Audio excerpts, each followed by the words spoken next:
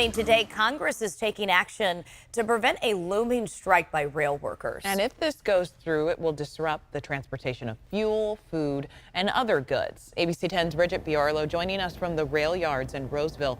Bridget, how will this impact people living in our area?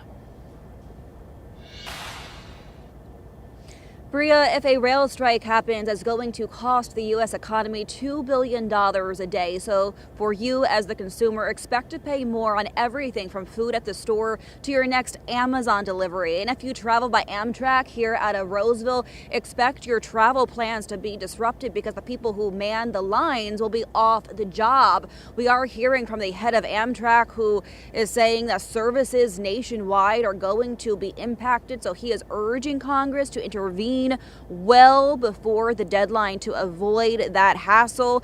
A strike would put about 7,000 freight trains out of service. And back in September, President Biden helped negotiate a deal involving a 24% pay raise for all rail workers by year 2024. But several of the unions walked away from that deal, insisting their concerns just weren't being addressed. And one of the things they're asking for is paid sick leave, something they don't have under their current contract. Take a listen. The biggest issue are the quality of life issues. A lot of the cutbacks that have taken place over the last 4 to 5 years by the railroads have cut us to the bone.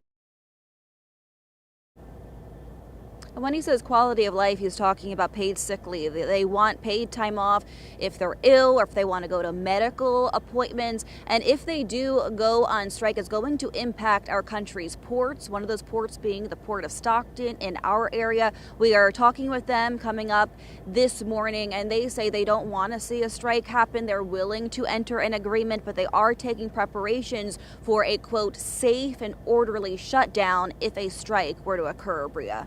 And Bridget, before you go, how soon could this strike happen? December 9th is the tentative strike day, Bria. So next week is when they really need to broker a deal. And this couldn't come at a worse time. It's right before the holidays. And this involves 115,000 rail workers. So just imagine the holidays being off the job without a paycheck. It's really not a good situation for the worker or the consumer. It's going to have a trickle-down effect, Bria. Just kind of bad news all around. Really interested to see what the Port of Stockton has to say this morning. Bridget, thank you.